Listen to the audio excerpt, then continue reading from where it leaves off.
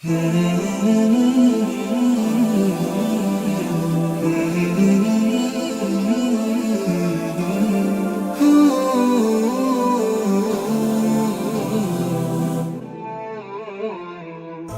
يجدد في Bismillahirrahmanirrahim. Assalatu wassalam ala asyrafil salin wa ala alihi wa ashabihi ajma'in. Amma ba'd. Assalamualaikum warahmatullahi wabarakatuh. Mga kapatid sa Islam, nandito na po tayo para magbigay ng Islamikong pagpapayo patungkol ito sa aklat ng Allah. Opo mga kapatid, ang aklat ng Allah subhanahu wa ta'ala ay ipinaba bilang gabay para sa ating lahat. Kasi nga, karamihan sa atin hanggang sa ngayon ay nasa loob pa ng kamangmangan. Naniniwala pa sa mga fairy tale, naniniwala pa sa mga likhang isip, naniniwala pa sa mga pamahiin. Alam po natin, ang Allah subhanahu wa ta'ala ay hindi po tayo pinabayaan. Bagkus, siya po ay nagpadala bilang tanda, bilang gabay, bilang habag. Pinadala niya po ang Quran. Ang Quran po ay dapat isabuhay talaga mga kapatid. Kasi nga, yun po ang tanda ng pagmamahal ng Allah subhanahu wa ta'ala. Kaya kahit sa mga prutas mga kapatid, kapag ang isang Muslim nagbabasa ng Quran, ay kagaya ng isang citrus.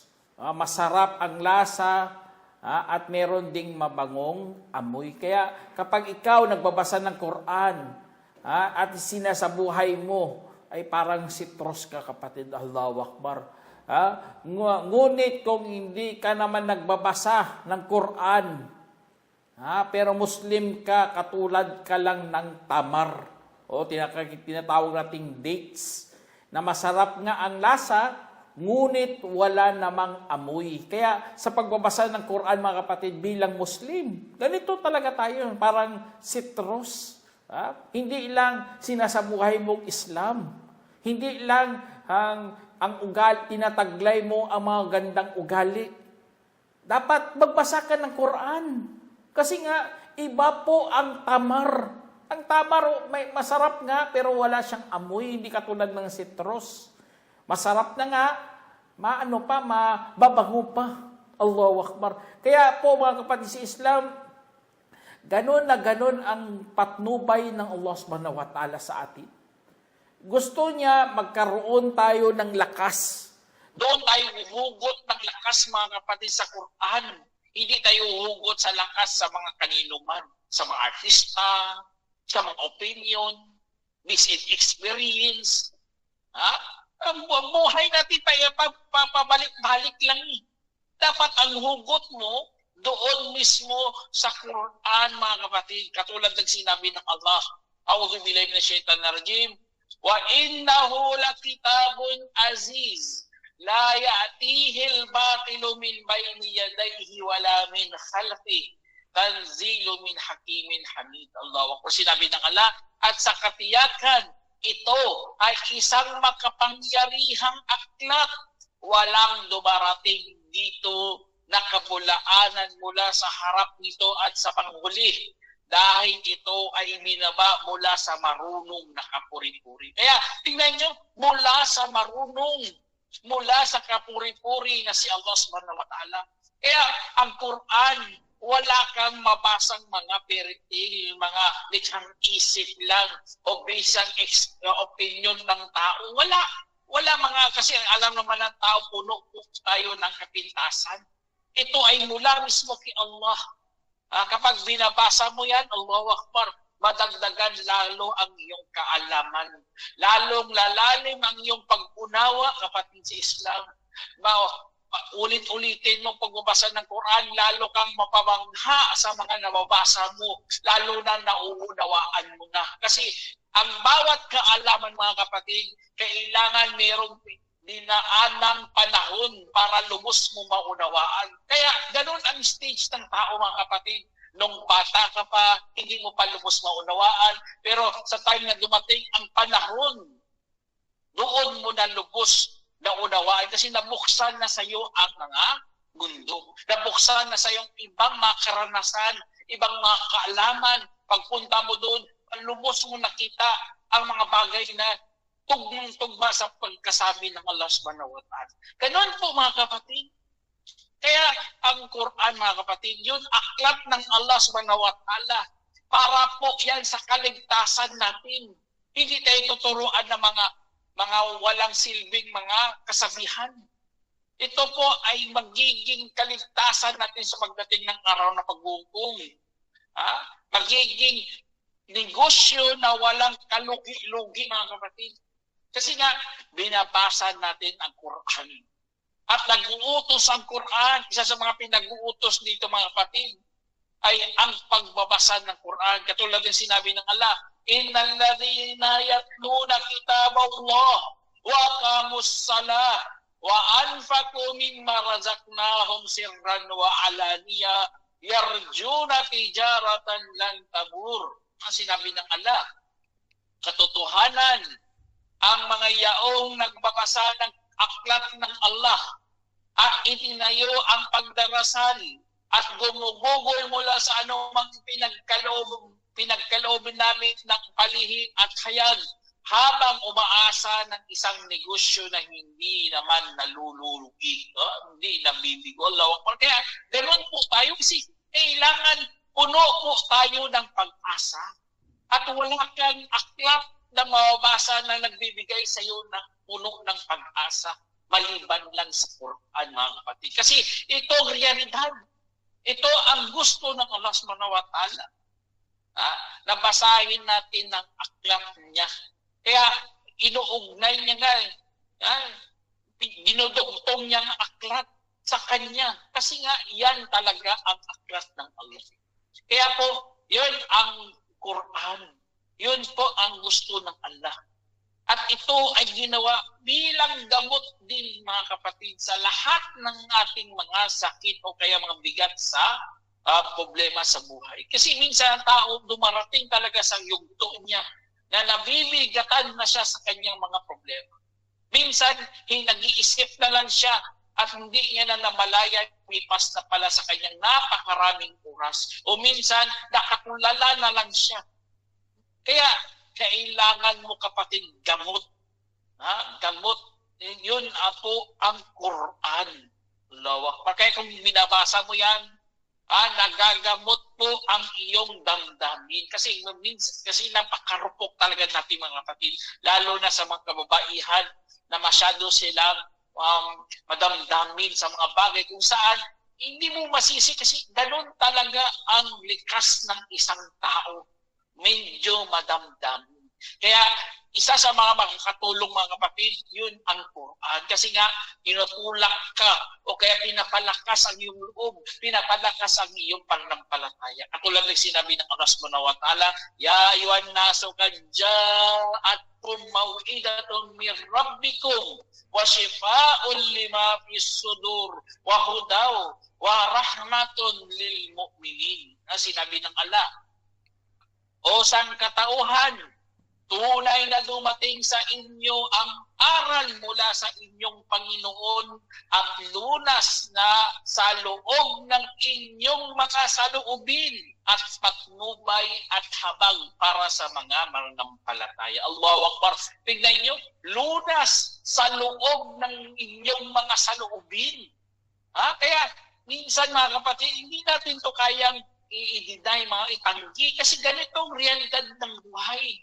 Ang iba, ginugugol na lang sa telebisyon, ang iba, ginugugol na lang sa cellphone, nilalaro na lang para maingsan lamang ang mga problema. Meron pala talagang gamot kung saan kayang gamutin ang ganitong mga sakit. Yun po ang pagbabasa ng Quran. Kasi nga, dumating yan mula mismo kay Allah.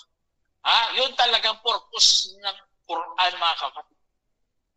Kapag kasi yan, yun ang gusto ng Allah subhanahu wa ta'ala. Kaya ang karamdaman mga kapatid, alhamdulillah dahil sa pagbabasa natin sa Quran, naunawaan natin ang diwa ng buhay, ang realidad ng buhay, ang gusto ng Allah subhanahu wa ta'ala sa buhay. Yun, alhamdulillah, malaking bagay na yan. Malaking achievement na yan, kapatid. Na natukoy mo, nalaman mo, na namuni-muni mo. Dahil ito pala ang realidad ng buhay na kailangan bumalik tayo kay Allah subhanahu wa ta'ala, na kailangan pagiging marupok ang ating mga katawan at ibabalik natin kay Allah. Kaya kahit ka pa mag-alala dito sa mundo, ang alalahanin mo ang kabilang buhay. Kasi nga doon po ay ang tapos na ang pagsubok ng Allah. Dito pagsubok lang dito. Kaya ang tunay na tirahan, yun ang tirahan doon sa kabilang buhay. Allahu Akbar. Kaya kapag nababasa mo yan sa Quran, ang kabilang buhay, Allahu Akbar, mapapalha ka na lang, kapatid. O kaya naglalang ka lang. Kasi nga, ganun combination talaga. Minsan nagagalak ka, minsan nalulungkot ka, kasi nababasa mo parusa sa impyerno. Papapaluha ka talaga At pinagduduan mo kay Allah, Ya Allah, magpakuktop sana ako sa iyo. A'udhu billah. Yan sa kaparusahan sa impyerno. Ya Allah, ilayo mo sana ako sa lumagalabdab na apoy ng impyerno. Kaya ganun, napapaluha ka, natatakot ka. Natatakot ka baka maisali ka doon. Kaya dahil doon, mga kapatid, Allahu Akbar, yun ang epekto kasi ng pagbabasa mo sa Quran. Yun ang aklat ng Allah subhanahu wa ta'ala. Ganun ang gagawin sa iyo ng aklat ng Allah subhanahu wa ta'ala. Kaya ang Quran, mga kapatid, ano talaga ginawa ng Allah subhanahu wa ta'ala sa magandang pagsaysay. Ang ganyang pagsaysay sa mga bagay-bagay, Allahu Akbar, napaka-perfecto talaga. Lalo na naisulat sa wikang Arabo yan. Alhamdulillah, meron na po tayo mga salin. Pero sa kung aral tayo ng Quran sa Arabic, Allahu Akbar, mapapamangha ka talaga kasi ang wikang ito, mga kapatid, ay luma at napakaraming mga o kaya mayaman sa salita. At mapapabangha ka talaga sa paggamit ng Allah subhanahu wa ta'ala. Kaya binabasa natin yan.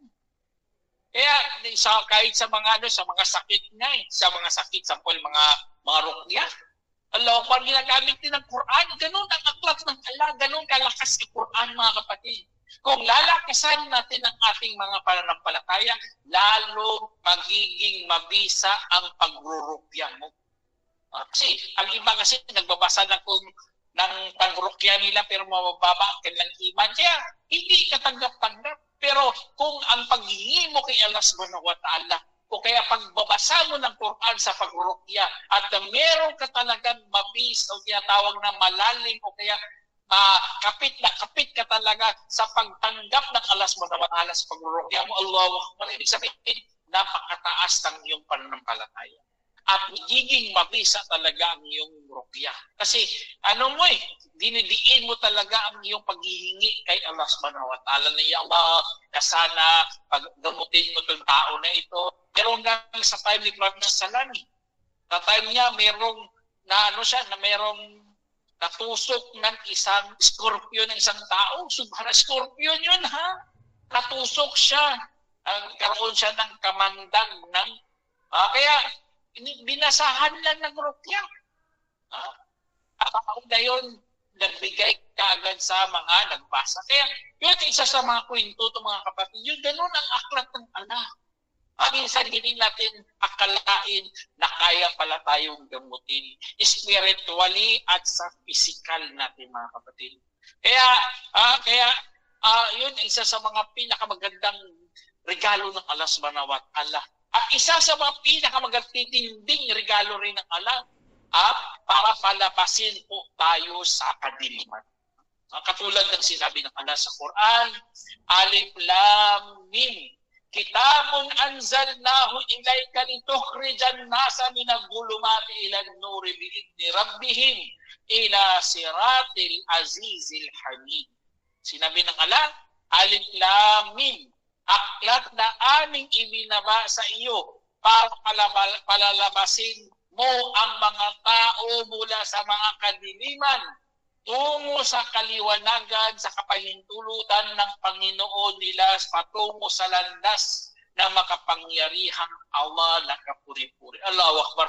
Kaya, ang purpose pala, bakit tayo palabasin sa mga kadiliman, para mapunta po tayo sa paraiso. Ha? Yun ang Quran, ibinaba dahil sa ganitong purpose. Gusto ng Allah na makasama tayo doon sa paraiso para mapunta tayo sa kaluguran ng Allah. Kaya, ibig sabihin, ito lahat nito sa mundo, kung hindi inukol kay Allah, ito po ay dilim. Ito ay kamanmangan. Ito po ay kaligawan. Kailangan ibuksan mo na yung mata. Gamitin mo ang Quran, ang aklat ng Allah, bilang pang-ilaw sa iyong mga daan na iyong tinatahak pang araw-araw ng kapatid. Kasi nga, ang Allah subhanahu wa ta'ala nagbigay talaga ng kapahintulutan. Nagbigay siya ng kapahintulutan na gamitin mo aklat niyan. Ang iba kasi subhanallah, naghahanap pa ng ibang aklat hanggang natagpuan nila aklat ng demonyo. Ang itim ng kasulatan, yun ang natatagpuan nila. Hindi nila alam, mayroon ng Quran na pahintulutan mismo ng Allah. Hindi mo na kailangan ng magic pa dyan, nahika dyan. O kaya mga lihim na mga kaalaman, nagkalkal pa sila ng mga ibang lupa para maghanap lang ng ganitong mga kaalaman, subhanallah. Hindi nila alam, papunta yun sa impyerno. Ang Allah mismo nag-misguide ng permission sa aklat niya mismo. Naggamitin mo yan. Kasi ibinaba namin yan mula pa sa langit para magiging gabay po sa mga sangkatauhan ng Allah. Kaya ang sirat, mga kapatid, sirat al-Azizil Hamid, daan, papunta ka sa makapangyarihang Allah na kapuri-puri. Allah, parang meron palang patutunguhan ang ating aklat, mga kapatid, ang Quran. Kaya, huwag na nating hintayin pa ang Quran sa pagdating ng malapit na magunaw ang mundo ay lilipad lahat ng mga nakasulat dyan. Huwag mo na hintayin yun nang ang Quran magiging aklat talang na ordinaryong aklat. Hindi ganun. Huwag mo hintayin yun. Dapat dito pala, lalo na sa panang Ramadan, Allahu Akbar. Dapat isang araw, isang juz ka. Isang araw kasi alam naman natin, yung juz, 30 yan. Kung nabasa mo yan, ang isang juz, mga 20 pages yan. Kung araw-araw pala magbasa ka ng 20 pages, inshallah, matapos mong Quran, mga kapatid. At ang Quran, sa pagbabasa ng Quran, hindi ang layunin mo doon tapusin Quran. Ang purpose doon, para magmuni-muni ka sa Quran. Allah. Para lalong lalalim ang iyong unawa, lalong lalalim ang iyong kaalaman, dadami yung kaalaman at lalalim ang iyong unawa. Kasi ganun ang Quran, mga kapatid. Magiging liwanag po natin yan. Kasi nga sa araw ng paghuhukom, lahat ng mga nasyon ay magiging saksi sa bawat isa. Magiging kalaban nila. Kaya sa pagbabasa mo ng Quran, mga kapatid, inshallah, karangalan mo yan, magiging saksi ka kabilang sa mga saksi laban sa mga ibang mga pamayanan na tumakwil kay Allah subhanahu wa ta'ala, tumakwil sa mga sugo, tumakwil sa mga aklat ng Allah. Magiging dahil lang din sa pagbabasa mo ng Quran at naniwala ka sa aklat ng Allah. Dahil doon, magiging saksi ka po, kapatid. Kasi na itinaliwanag ng Allah sa kanyang aklat na meron siyang ibinadalang mga propeta, mga aklat para gabayan ang sanlibutan. Allah. Kaya ganun ang ano natin, mga kapatid. Kasi nga, kapag hindi mo pinaghawakan ang Quran, hindi ka nag-isip-isip, hindi ka nagmuni-muni, alam nyo anong bunga nun? Ang bunga ay titigas ang iyong puso. Magiging rebelde ka. Auzubillah. Kaya dapat ang Quran, mga kapatid, yun, gagawin mo yung pambukas sa puso mo. Hindi, huwag mong gayahin ang mga hindi sila sumunod kay Allah, nawalan sila ng pananampalataya.